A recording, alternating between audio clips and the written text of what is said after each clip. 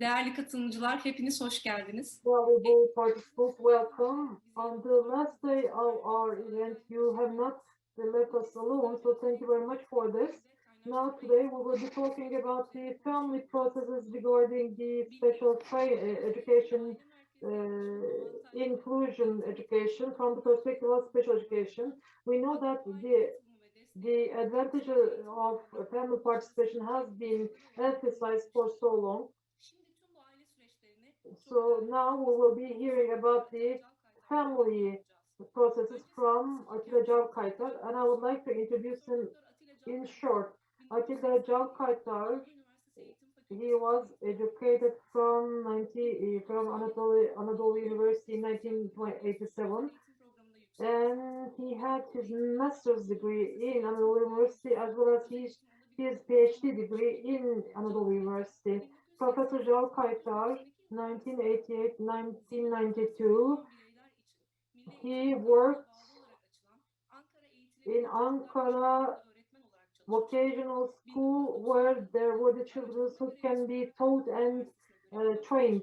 And then he started working in Anadolu University in 1998.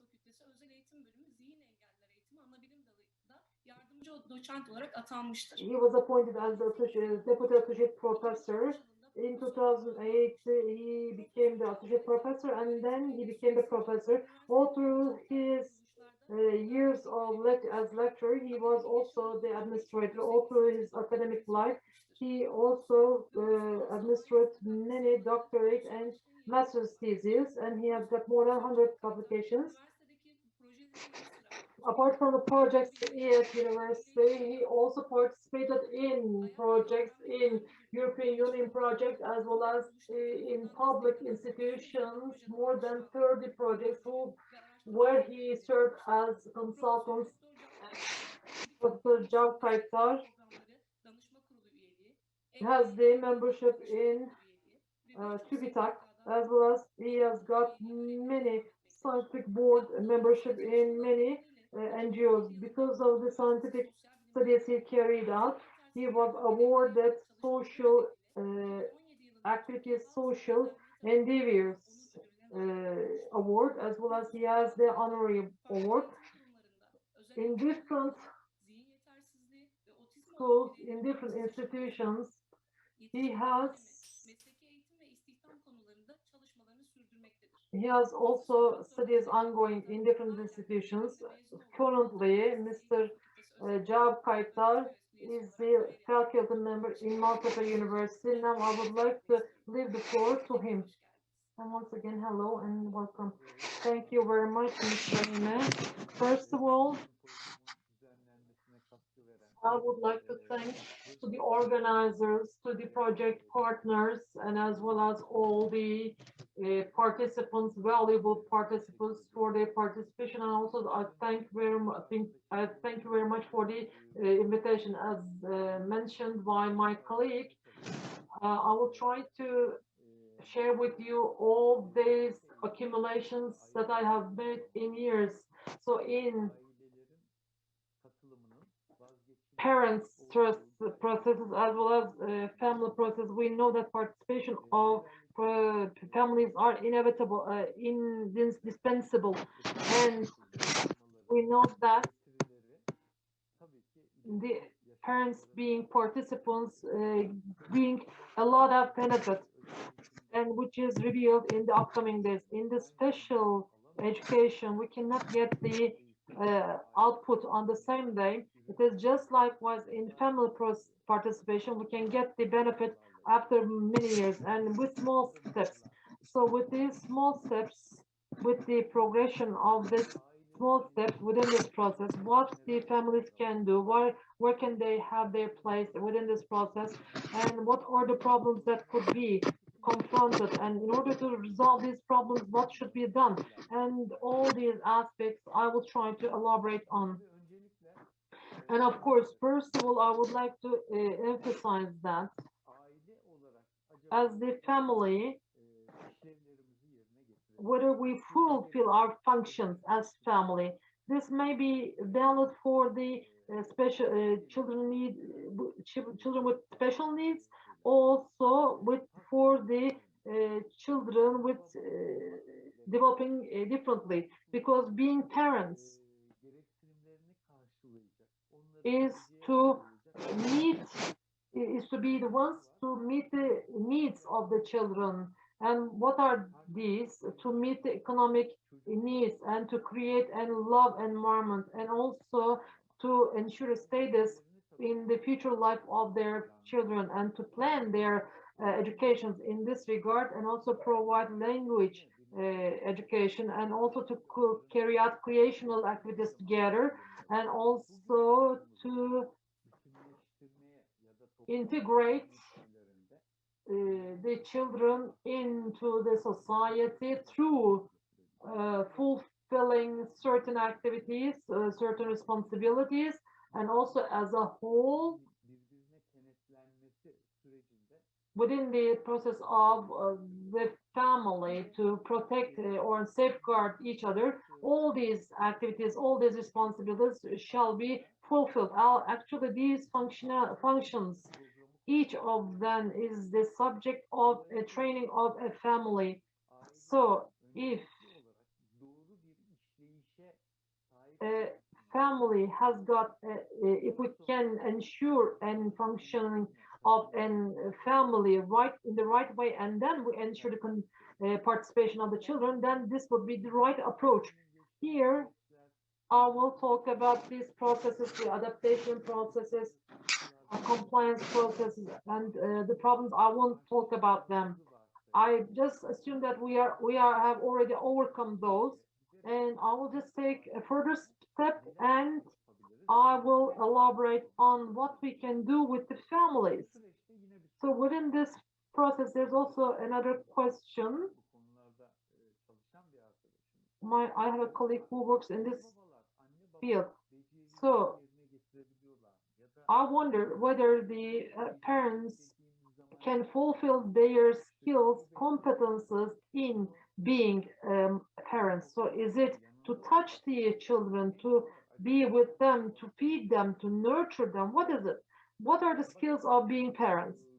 So here we see the beautiful, beautiful, beautiful babies here. So we wonder whether what the parents do to furnish the children with strong values. So in order to become a beneficial individual for the society, to have a place in the society. So what is the culture that is brought from the family, and whether this can be continuous?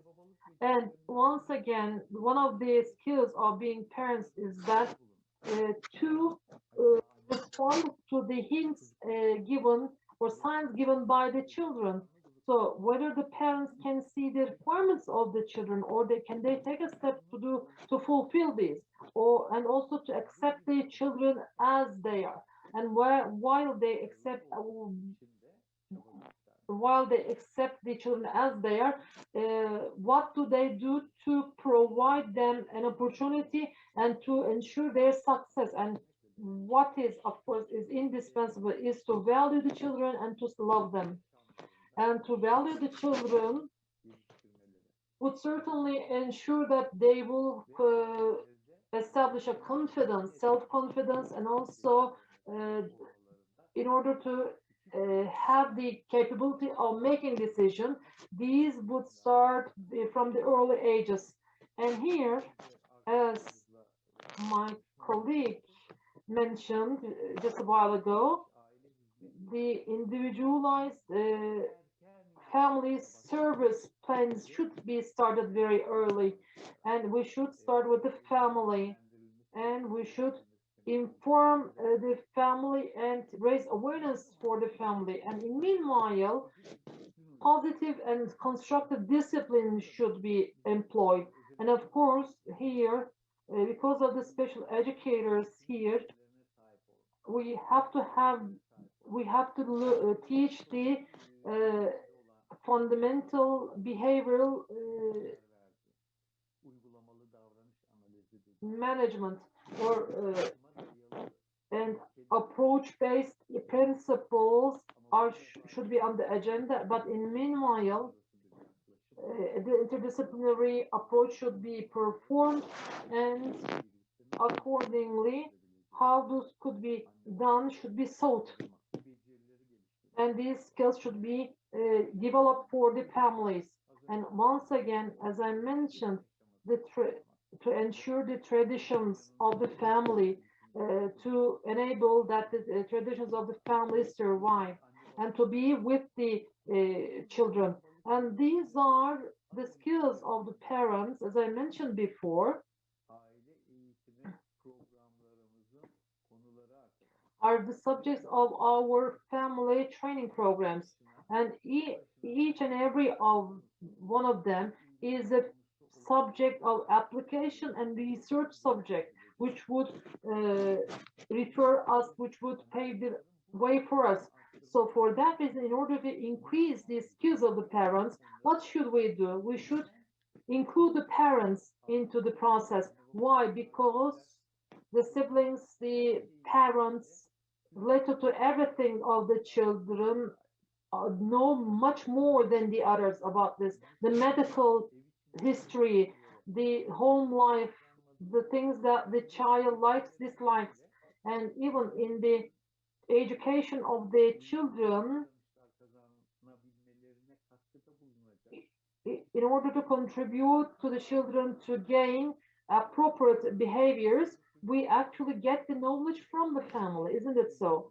But we receive the most of the information from the parents, because at school the teacher spends a limited time at school. However, at home the child spends more time, or the parents spend more time with the child, especially during the pandemic.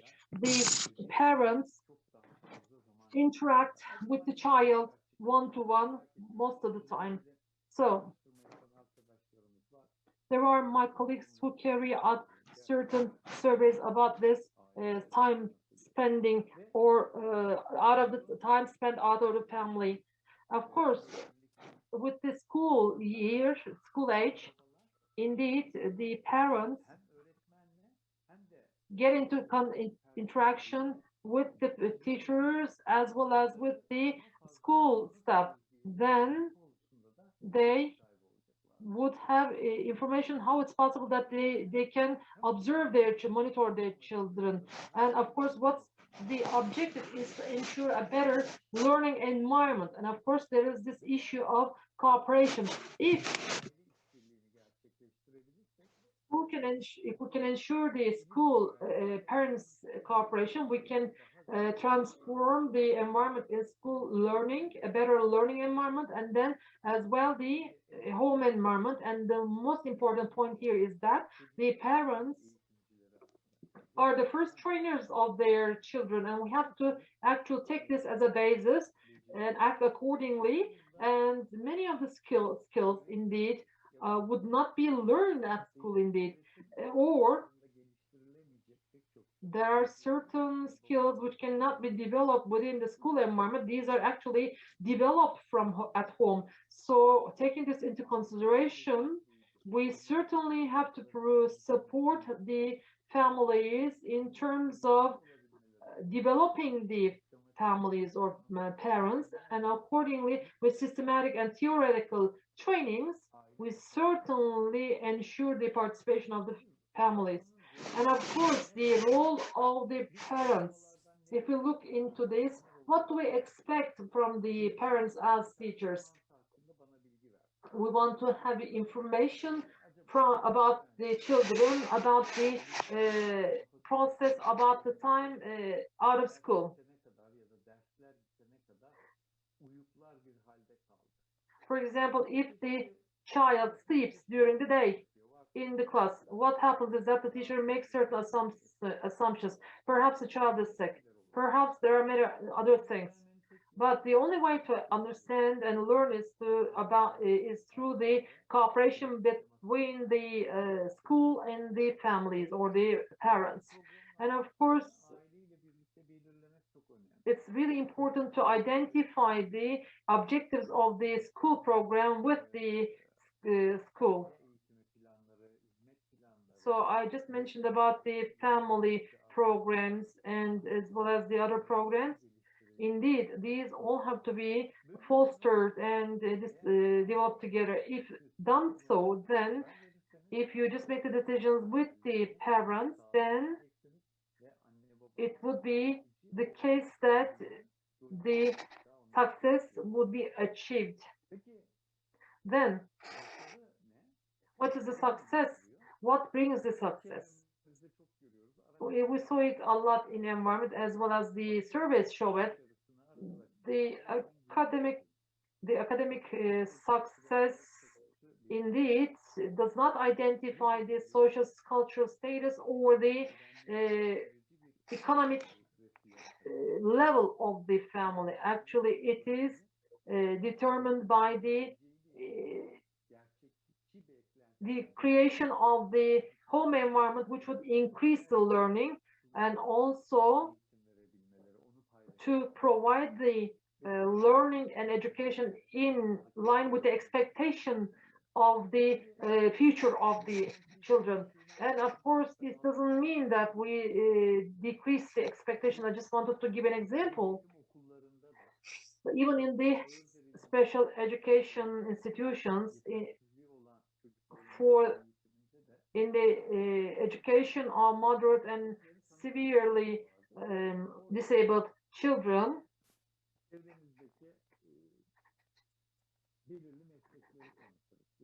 we, for example, introduce certain professions like captains or the dentists or the pilots or lawyers, for example, and these are the individuals in the society. But while we do this, for these children, what kind of a profession they would acquire in the career steps they would come across should be decided by with the children and with the parents. What I try to say is that we observe this in the adolescents. They take the parents as role model. For example, the uncle is, let's say, the army officer. Then he is taken as an example. Then the child says that I want to become an army officer as well. So you don't say that. No, you cannot do that. You cannot become an army officer.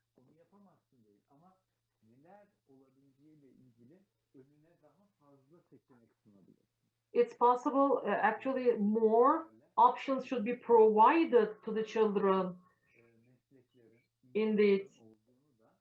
And these youngsters and children should be provided information that there are a variety of professionals. And of course, the family participation is a core system. And we have to increase the interaction between the school and the family. And the family should be supported and should be provided training. And it should be a systematic one. So, for example, when we say that family participation, it may be in any form. So why? Because we have certain features and characteristics of our children. So accordingly, every family member has got certain competence. And just thinking that we have to identify how we can ensure this participation, and especially in family participation, we have to emphasize that, express that our children, in order to contribute to the development and education of the children, we all have to include the families into this process. It starts with the features, knowing the features of the personalities of the children. It comes to the being volunteer, for example. Of course, when the family is actively taking part, then what happens is that in home, they can support their children and they can make their children gain many features, positive features. So I'm just talking about the inclusion, of course. So the things that are learned at school and the things learned at home or social society, these are used, what is learned at school. Then what is important to have the family participation? What is the objective? So the fundamental philosophy is to strengthen the family life and accordingly to contribute to the child to ensure a successful child. So the more we involve the parents into this process and make them strong, then we may increase the capability of coping with the problems, then we would make them stronger. And through the school and family cooperation, we would keep them active, effective. And sometimes in the articles you read it, there are educational programs held in or mentioned in the surveys which support the families. So we have to develop these, and one of the objectives of the family participation is that to support the child in the fields of cognition and social and emotional development. So we have to inform the family how it is possible in this respect, how they can support the child. For example, we're just talking about and supporting the child in terms of the emotional development of the child, and we're talking about such a program. So for that reason, in every field, in every subject, however we're developing programs at school, these should be continued at home as well. So we have to contribute to the home learning process, and of course at home we have to support the families in terms of the new experiences at home. When we look at the participation types, how the families participate, it's actually clear. It starts with the interaction or building a relation with the teacher, then it goes to participating at meeting, cooperating with the administration, and so on and so forth. And here there's at Steins and at all has got an participation types.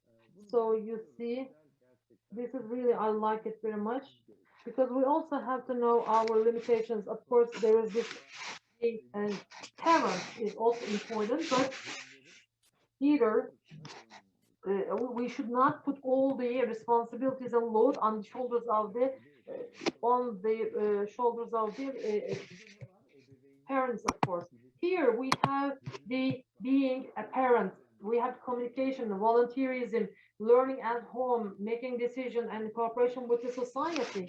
And here, from time to time, but my colleagues, the fundamental baseline by being parents is to provide care to the children, and many of family members and parents even may require training to learn about how to provide care to their children, so that we have to give this to them. So indeed we have to start from this point. Once again, raising in terms of raising children, making the home environment appropriate, and we have certain roles and responsibilities as parents. So these are all related with the features and specifications of the family, and these are all within our programs, especially these activities being organized would increase participation of the parents and families. And communication, of course, it's also important. The teachers should be in continuous communication with the parents, and related the programs applied in school, they should inform the parents. And now we have the electronic mail and social media applications. So for that reason, it's just instantly can be shared what is being done or what's going on at school, and accordingly the exemplary applications can be done. But it's important how this can take place at home. This is very important, and parents may come across many problems. So accordingly, time management, problem solving, and communication in such subjects, the parents should be supported and provided certain information, and during each development process, these would differentiate, these would differ, of course.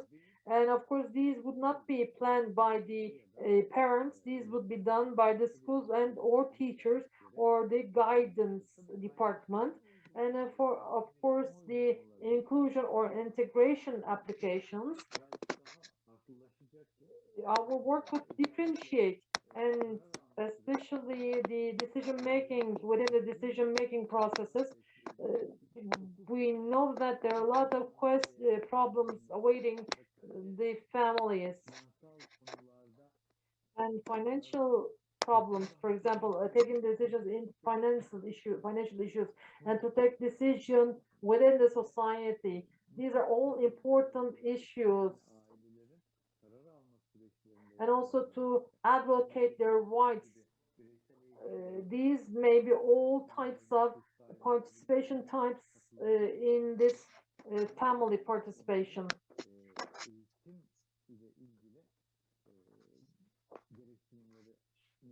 And these are all requirements within the education. Here's a survey that we've conducted in order to identify the needs of the families.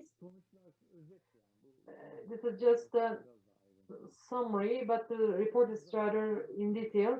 So the survey that we carried out shows that indeed, first of all, the definition, description of the child is important, the features of the child, development, and also related to education, the need for education. So we need experts that we can access instantly. So I listed all these needs, which is required the most. I listed them. So the parents most of the time are curious where their children will be going in future. For example, it first they are in kindergarten and in primary school, which school they will be joining? Will they be going to integration school or not? And also, what are the other institutions currently they can benefit? And also whether there are the fields of activity, events, and also the families want a continuous and regular psychological support, and they also want to open themselves, and they want support. Educators, teachers, trainers have to have certain responsibilities and duties out of this. So our teachers should be open, and from in certain times they should sit together with the families and chat with them and spend time perhaps to talk about the daily events. It's really important. And once again, when we look into the requirements at the very end, we see that these are the least required things. What is it? To strengthen the communication within the family, and to spare time for themselves. And of course, in order to do that, what do we need in order to do all this? There are three approaches. As the parents, there should be the programs for attendance by the parents.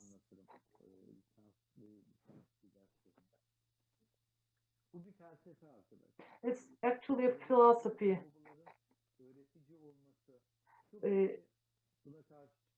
Many people reject this, opposed to this. They should be teaching. The parents should be teaching, and especially the things learned at school should be constant, should be permanent, with the help of the parents at home. And also the parents should be advocates, including the group that we're currently working with now, the associations, foundations, related to this competencies and skills of being parents. They do the advocacy. Then what do they do? Within the program of parents, as the parents, socialization of the child, relations with siblings, custodianship, and legal things. We're dealing with all these. And once again, in terms of being a trainer, teacher or teaching, we should contribute to the developmental fields of the child, and also we should help the child to gain appropriate behaviors, and also how we can ensure the child gains certain skills. These all are aims, all intentions of the parents, and also supporters, especially the advocates, to have the parents to become advocates, and also access to the latest experts, and to cooperate with the social institutions. These are all important, which requires the training of the parents. Why? Because the parents are strong consolidation tools. Because why they are strong? Because in the natural environment, in home environment, they can ensure the consolidation of the development of their children, and they know their